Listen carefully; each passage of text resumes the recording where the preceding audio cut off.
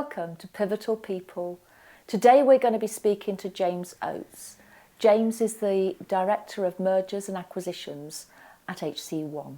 Thanks so much for coming, James. It's really good to see you again. I really want to get to know a little bit about you. What we've found out that people in care are in care for a reason.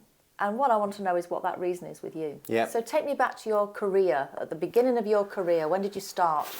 Well, we're going to have to go back quite a while. Yeah. So I started my work life at the tender age of 13. Wow. Yeah, I just made this decision that I wanted to be financially independent. I didn't want to have to ask anyone for money. I wanted to be able to buy whatever I wanted to buy. So I'd been told about a fruit and veg warehouse a couple of miles away from where I lived. And I remember one Friday after school just getting on my bike and going down to the warehouse. And outside the warehouse, it was full of all these men who were all stood there having a cup of tea, and they really intimidating. But they pointed me through to where the boss was, and I went in and I looked at the boss and I just said, "I'd like to have a job."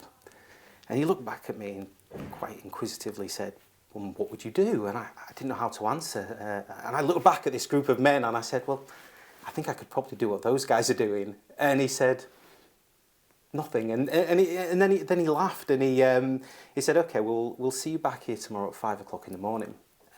Thinking he's 13, he's not going to turn up at 5 o'clock in the morning. Thinking there's absolutely no way he's going to turn up at 5 o'clock in the morning. But sure enough, I did. I turned up at 5 o'clock in the morning. And it was the best thing I've ever done. It really was, because what that allowed me to do was to work in an organisation at a really young age and be just completely nurtured by the management team. Yeah. And they allowed me to get involved in everything. And I was so keen to learn and to understand how the business worked. And I ended up staying there for 5 years, working Saturdays and working holidays. And I did everything there. I did absolutely everything. I got involved in purchasing, I got involved in sales, in logistics. But my favourite thing was profit and thinking about margin. And I remember I would unload huge pallets of tomatoes from vans, and I remember looking at the invoices and thinking, wow, that's how much we've paid for them. I wonder how much we're selling them for. And that really was kind of how I became so inquisitive about business. And so were you good at maths at school? Yeah. Maths was something that always came quite easily to me, and it was something I really enjoyed. And so I did maths A-level. I did a business GCSE and a business degree. And it was just one of those subjects that I really enjoyed. That first day, what did you do? What things were you actually doing on that first day when you were 13? It was 5 o'clock in the morning and it was cold. Yeah. And the first thing that he asked me to do was to go and pick up and stack a load of pallets. Of course he did. And I did it with complete vigour. I was so pleased to be there. I had no idea how much he was paying me. I had no idea how long I would be there. Yeah. But I enjoyed every single minute of it. And how much did you get paid that first week? Or? I got paid £3 an hour. Wow. And I was there the first day. I remember leaving at 5 o'clock and not wanting to leave. Oh, wow. Yeah. Fantastic. And then do you remember what you did with that money? When that first pay packet, did you... I can't remember spending it. No. I can remember receiving it. I remember receiving the cash, but I honestly, I don't remember what I did with it. Oh, yeah. Exciting. So you went to university? I did, yeah. And then what next? Well, I did a business management degree at Newcastle, and it was kind of the only logical thing for me to do. And I really, at that stage, had no idea what it was that I wanted to do with my life. So much so that after my last exam, I remember coming out and thinking, well, what next? And I thought, well, the logical thing to do is to go and do a postgraduate qualification, or to go and find a graduate type job. And I didn't want to study anymore. And so I looked into postgraduate jobs. And because it was May or June, everywhere was full. Everyone had finished hiring. But luckily for me, someone told me about a job going at PwC, the accountancy firm. Someone had been due to start and had declined the opportunity, and there was one job going in Newcastle office, and I went for it, and I got it, and I still don't know how I got through the interview, because I had no idea what PwC did. I really didn't. Really? Not a clue. Goodness. So you got through the interview, and how long were you there? I got through the interview. I was there for 10 years. Wow. But I remember on day one and my induction, being told that I was going to do an accountancy qualification, and I had no idea. I had absolutely no idea that I was going to do another 3 years of study, the one thing that I'd wanted to avoid. But working at PwC was, again, just so useful for me because I got to experience everything that they had to offer. I worked across numerous departments. I got to travel the world. I lived in Melbourne for a couple of years and went to Canada and New Zealand and Papua New Guinea, and I did all sorts. And so I have no real regrets about working at PwC. Yeah? And then from there, what took you away from PwC? I was unfulfilled. Yeah. I remember reading a book by an author called Adam Grant, and it's called Give and Take. And the premise of it is that givers like to give more, matchers like to give what they receive, and takers like to receive more. And it there was something that struck so true to me about it. And I remember thinking to myself, professionally, I'm a taker. That's what I'm doing right now. And I just couldn't kind of contemplate. Once I knew that, once that wisdom had been imparted on me, I knew that I had to go and make a change. And so I decided that I wanted to work with and try and become a giver. Yeah. And what better sector to go and be part of than the health and social care sector, which is just employed pretty much exclusively by givers. Absolutely. And your first step into health and social care was with HC1? It was. There was a former colleague of mine who'd already gone from PwC to HC1, and she told me all about it. And I was really excited about the opportunity, but slightly apprehensive about going and working with care homes because it wasn't something I'd had much experience of. But I remember being interviewed by Chai Patel, and the passion that he exuded in that interview about kindness and care, and his vision for the sector and his vision for HC1 was just inspiring. And I came away from that interview thinking, this is it. Yeah. This is where I want to be. This is what I want to do. And I've been at HC1 for 9 years now. Yeah, it's great. It's great. And I think what you do, although you're not in and out of care homes on a daily basis, you are seeing care homes.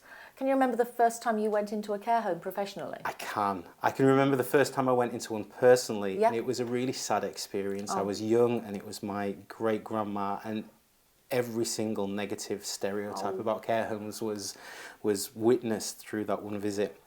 And then when I started at HC1 and I went to our first care home, and it was one that was local to me in Ashington, and it was just the loveliest experience. I remember. And you expected it to be like that one that your great grandmother. I did. Yeah, that was just the vision I had in my head, and I remember going in and seeing really happy and engaged staff and really happy and fulfilled residents who were living their best lives. And I just remember getting this just warm feeling from it. And I still, to this day, I don't go into care homes daily, but every excuse I get that I will go in because I find it cathartic. I find it really energises me. Yeah, and I think when you walk into a care home, you feel it, don't you? You feel that. You do. Either negative or positive. I mean, you do? Yeah, I have experience of both, obviously. And yeah, you can feel the care home, you feel the energy from it. Tell me a little bit about what you do. Tell me about the mergers and acquisitions job that you're doing now. Well, mergers and acquisitions is there's kind of three things that we're focused on doing. The first is acquisitions. Yep. So we have grown as an organisation quite significantly since I joined. In fact, when I joined, we had around 150 homes, and now we have closer to 300. That's massive growth, isn't it? It is a big growth. It is a big growth. We've been very fortunate to be able to acquire some absolutely incredible care homes. None more so than the Ideal Group that we purchased last year. Yeah. And how's that going? It's going really well. Yeah. There was an awful lot of planning that went into that acquisition, and so we knew that it was a great group. We knew that this care home group were already delivering great care to the residents with a great workforce as well. So we knew that it was going to be a positive acquisition, and so far it has gone really well. How many homes? There was 36 plus Yeah. one more to be opened this year. Wow, very exciting. That must be exciting when you get that on your desk. You know, this is the next acquisition, and it's going to be 36 homes. It never normally happens like that. Sadly, No. it kind of starts with an idea, Yeah. and you know this is a possibility, and there's quite often other people looking at it, and so you're in a race, and then once you agree that the principles of an acquisition, it can take an awful long time to then go and negotiate the contracts and do your due diligence and perform everything else that you need to do to ensure that you have a smooth acquisition. Yeah, it does sound like a fun job for somebody who loves being in care homes, and you know, I get where you're coming from. Okay, so the future, your future and the future of your role, how do you see that going? That's a great question. I think, you know, as you take a step back and look at the sector as a whole, what we do know is that there are going to be 1 million more people over the age of 85, over the age of 80 in the next 10 years, which means that we need another 144,000 care home beds and an extra 3,000 care homes. And so that indicates to me that there is going to be an awful lot more activity needed. And so I'm really positive about the future of our sector, and I'm really looking forward to kind of seeing what that means for mergers and acquisitions as well. How about the squeeze though financially? I mean, I've been in care a long time, 30, well, a lot of years, and the squeeze now financially, the rise in minimum wage, and most care homes are not paying minimum wage now; they're paying above, and then that funding streams from local authority fundings that just isn't. I mean, for instance, this year 9.5% on minimum wage and about 4% on. How are the providers going to manage that squeeze getting tighter and tighter? It's not an easy task, No. And it's so important to make sure that you are continuously investing in your homes and your people. And at HC1, we're really proud of the fact that 85% of our staff are paid the real living wage or above. But it is difficult. It's a tough economic environment, and you know, as an election looms, no one knows what's going to happen.